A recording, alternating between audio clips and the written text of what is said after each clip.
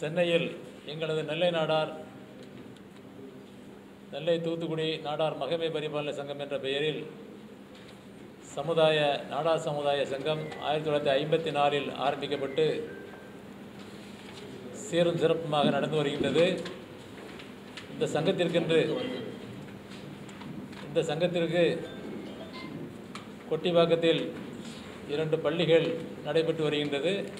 சென்னை எழும்பூரில் அலுவலகம் உட்பட லாட்ஜும் நடந்து வருகின்றது. இப்படி நிர்வாகங்கள் முன்னாள் தலைவர் பத்மநாபன் அவர்கள் வந்திருக்கின்றார்கள்.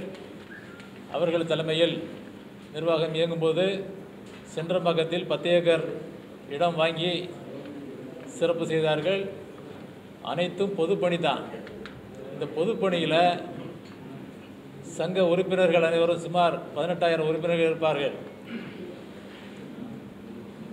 அனைவரும் பயன்படும் வகையில், பொதுமக்களும் அனைத்து சமுதாய மக்களும் பயன்படும் வகையில் பள்ளியில் அனைத்து கல்வி நிலையங்களை ஏற்படுத்தி வந்து செய்கின்றோம்.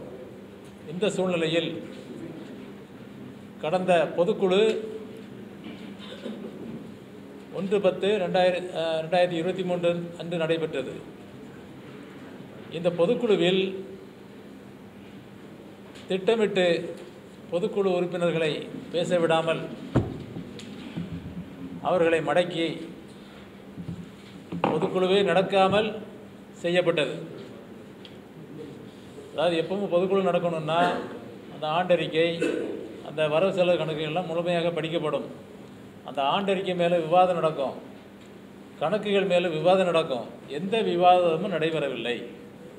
அதனால் பொதுக்குழு முழுமையான பொதுக்குழுவாக நடைபெறவில்லை என்பது எங்களுடைய நிர்வாகிகளுடைய கருத்தும் உறுப்பினருடைய பெரும்பாலானவருடைய கருத்தும். அந்த பொதுக்குழுவில் சில விசமிகளை அழைத்து வந்து விட்டார். அந்த பிரபு என்கின்ற சங்க செயலாளரும் தாளாளருமான பிரபு என்பவர் அடியாட்களை அழைத்து வந்தார்கள். அதாவது பொதுக்குழுனா பியூரா நாடார் சமுதாயத்தவர்களை சேர்ந்தவர்கள் மட்டும்தான், உறுப்பினர்கள் மட்டும்தான். இதை கொச்சைப்படுத்தும் விதத்தில் யார் யாரெல்லாம் அழைத்து வந்து உறுப்பினர்களை அவர்கள் பெற்றோர் முன்னிலையில் அடித்து விட்டார்கள். இந்த செய்தி சென்னையில் உள்ள நாடார்கள் மத்தியில் மிகவும் காட்டுத்தீ போல் பரவிவிட்டது. இதனால் அதை நீலாங்கரை காவல் நிலையத்தில் அன்று புகார் செய்தோம். இப்படி வெளிநாடுகளை அழைத்து வந்து அடித்து விட்டார்கள் என்று. அந்த புகார் மனு மீது இதுவரைக்கும் காவல்துறை எந்த நடவடிக்கையும் எடுக்கவில்லை. புகார் மனு மீது நடவடிக்கை எடுக்காத காரணத்தால் எங்களுடைய நாடார் அமைப்பின் தலைவர் எர்ணாவூர் நாராயணன் அவர்களை நிர்வாகிகள் எல்லாம் அணுகி, ஐயா, கடந்த காலத்தில் வர்ற பிரச்சனைகள் எல்லாம் சிவந்தி ஆயத்தனார் அவர்கள் தீர்த்து வைத்திருக்கின்றார்கள். இப்பொழுது சமுதாய பிரச்சனையை இது வெளியில் பரவலாக பலவிதமாக பேசுகிறதுக்கு முன்னால் நீங்கள் வந்து தீர்த்து வைங்கன்னு சொல்லி அவர் தலைமையில் ஒரு கூட்டம் போட்டு அவர் தலைமையில் ஒரு 10 பேர் கொண்ட குழு அமைத்தோம். எங்களுடைய கோரிக்கை என்னென்னா, அந்த வெளியிலேருந்து கூட்டிகிட்டு வந்த அந்த பிரபு மேலே நடவடிக்கை எடுங்கன்னு சொல்கிறோம். அது வெவ்வேறு சமுதாயத்தை சேர்ந்தவர்களாக இருக்காங்க. அதை பொதுக்குழுன்னு சொன்னால் அந்த சமுதாயத்தை உறுப்பினர்கள் மட்டும்தான் கலந்துக்கணும். அது வந்து அகெயின்ஸ்ட் லா. அதை கேட்கும்போது அவர்கள் காது கொடுத்து கேட்கவில்லை. புகார் கொடுத்தாச்சு, காவல்துறையை அணுகி கேட்குறோம், ஐயா அந்த வீடியோ ஃபுட்டேஜ் எல்லாம் நீங்கள் டேக் ஓவர் பண்ணுங்கள், யார் அடித்தா என்ன சமாச்சாரம் என்று எல்லாம் தெரிஞ்சு விடணும். ஏன்னா அந்த வீடியோ ஃபுட்டேஜ் முழுக்க அழித்து விட்டார்கள். இது குற்றத்தை அவர்கள் கண்டுபிடித்து வருவார்கள். வெளியில் உள்ளவங்க நம்ம சங்கத்தின் நிர்வாகிகள் அதெல்லாம் ஃபுல்லாக அழிச்சிட்டாங்க. காவல்துறையும் அதை ப்ரெஸ் பண்ணலை. இதை மனதில் வைத்து கொண்டு தான் தலைவர் எர்ணாவூர் நாராயணன் அவர்களை அழைக்கணும். அவர்களும் 2 முறை அழைத்து பேசினார்கள். எப்போ வெளியாள்களை கூட்டு வந்தது தவறு அப்படின்னு. இதுக்கிடையில் அந்த பிரபு என்பவர் எங்கள் நிர்வாக சபையில் நான் மன்னிப்பு கேட்டுக்கிறேன், வெளியாள்களை கூட்டு வந்தது உண்மைதான் அப்படின்லாம் கேட்டார். அப்போ எங்கள் நிர்வாகிகள் மன்னிப்பு கேட்க தேவையில்லை, இதுக்குரிய தண்டனை நீ அடைஞ்சுதாகணும், ஒரு 6 மாதம் சஸ்பெண்ட் பண்ணணும் அப்படின்னு நிர்வாகிகள்லாம் சேர்ந்து சொன்னோம். அதை அவங்க ஒத்துக்கல. இந்த விஷயம் தொடர்ந்து பலவிதமாக நாடார்கள் மத்தியில் பேசப்படும் பொழுது தலைவர் நாராயணன் அவர்கள் அந்த இப்போது தலைவராக இருக்கின்ற ஆனந்தராஜை அழைத்து பேசினார்கள். ஆனந்தராஜ் தலைவர் நாராயணன் அவர்களிடம் அவனை தூக்க வேண்டியதான், வைக்க வேண்டியதான், அவனை நீக்கிறணும் அப்படின்ட்டு எல்லாமே பேசினார். ஆனால் அதன்படி எதுவும் செய்யவில்லை.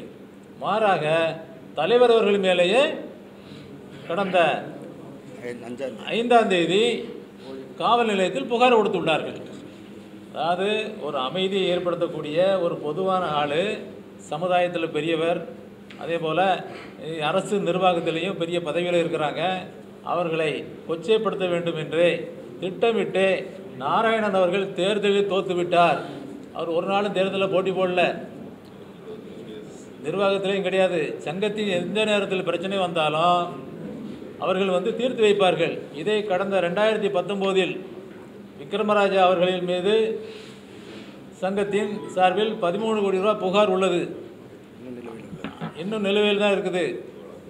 அந்த புகார் விக்ரமராஜா அச்சுறுத்தல் பண்ணிவிடுவார், அது அவர் மேலே ஏதாவது நடவடிக்கை எடுத்துக்கிடுவாங்க அப்படின்ட்டு தலைவர் நாராயணன் அவர்களை 2019 பொதுக்குழுக்கு அழைக்கிறார் சந்திரசேகர் என்பவர், அப்போது அவர் செயலாளர். இப்படி ஒரு பாதுகாப்புக்காக அழைக்கப்படுவர் தான் தலைவர் நாராயணன் அவர்கள்.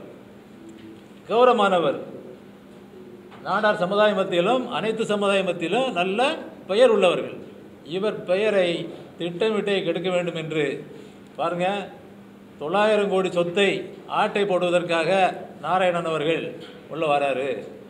அந்த குற்றச்சாட்டுகள்லாம் அவர் அந்த ஆனந்தராஜ் வீடியோவில் சொல்கிறாரு. 900 கோடி சொத்து எங்கே இருக்குன்னே தெரியாது. மொத்தத்தையும் கூட்டி கழித்து பார்த்தால 300 கோடிக்கு மேலே வரலை. அப்போ போலியாக ஒரு குற்றச்சாட்டு. 900 கோடி இருக்குன்னா இப்போ மிச்சம் 600 கோடி ஆனந்தராஜ் தருவாரா? அப்போ போலி. இவர் எதை போலிங்கிறாரு? நாராயணராஜ் ஒரு கையெழுத்து கொடுக்குறாங்க, பொதுக்குழுவை கூட்டுங்கன்னு. பொதுக்குழு ஒழுங்காக நடக்கலை, சிறப்பு பொதுக்குழுவை கூட்டுங்கன்னு கையெழுத்து வாங்கி கொடுக்குறாங்க. அந்த கையெழுத்து போலின்னு சொல்கிறாரு. அப்போ 900 கோடி போலியா, கையெழுத்து போலியா? கையெழுத்து நாராயணராஜ் கையெழுத்து ஒரிஜினல், அழகாக கையெழுத்து போட்டு கொடுத்துருக்காங்க. அவங்க கையெழுத்து ஒரு நாள் போலி கிடையாது. அவங்க எந்த தேர்தலில் நின்று தோல்வியை சந்திக்கவில்லை. அவர்கள் சென்ற இடமெல்லாம் வெற்றி தான்.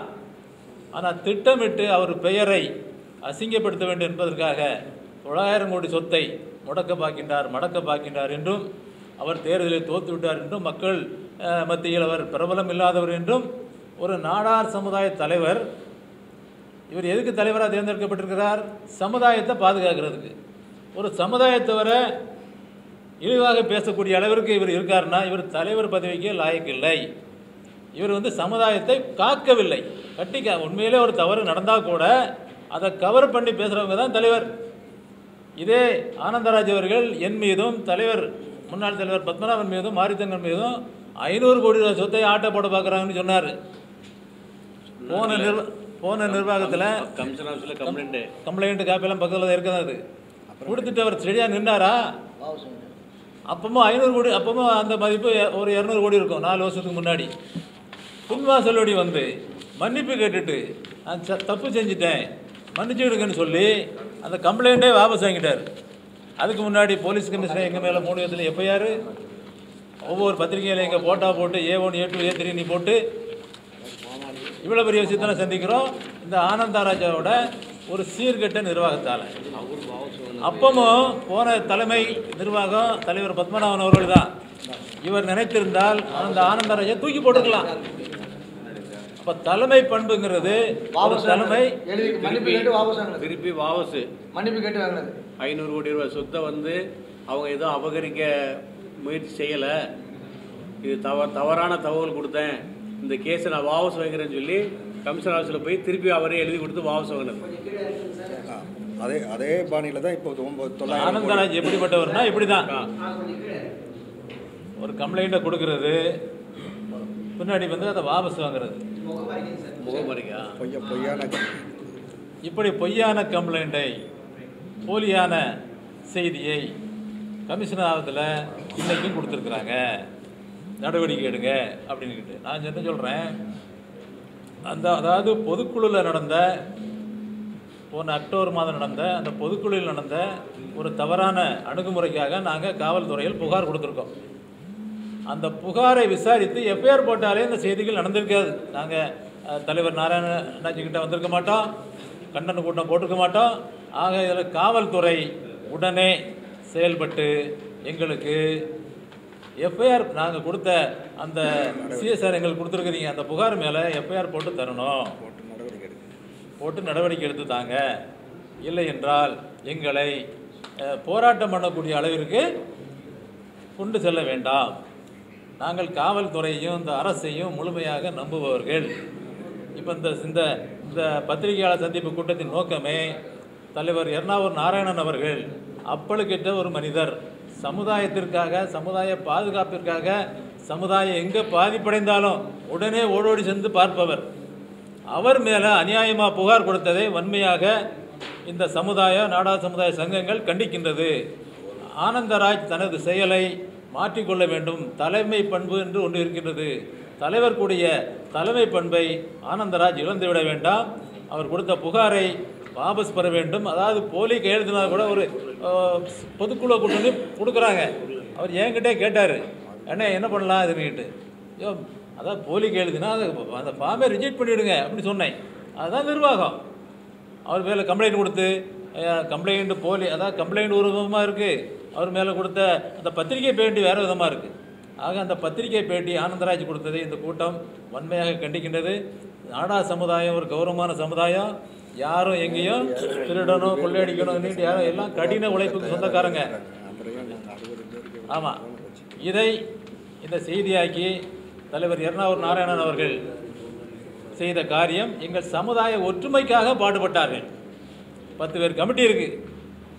எப்பவுமோ அந்த ஒற்றுமை கமிட்டின்னு ஒன்று எங்கள் சங்கத்தில் உண்டு. இந்த மாதிரி ஒரு சண்டைகள் சச்சரவுகள் வரும்பொழுது அதை தீர்க்கமாக ஆய்ந்து, இப்போ அந்த இடம் வாங்கணும், 10 ஏக்கர் இடம் வாங்கணும். அந்த இடம் வாங்கும்போது கூட 65 லட்சம் ஊழல் பண்ணிட்டாரு பத்மநாபன் சந்திரஞ்செயபால் சொன்னாங்க, 1.5 கோடி. அப்போ அதுக்கு நீ தலைவர் அப்போ ஐயா சிவந்தேயத்தினர் இருந்தாங்க. அப்பவும் அண்ணாச்சி நாராயணாச்சி கூப்பிட்டு தான் அந்த பஞ்சாயத்தை முடிச்சு வச்சாங்க.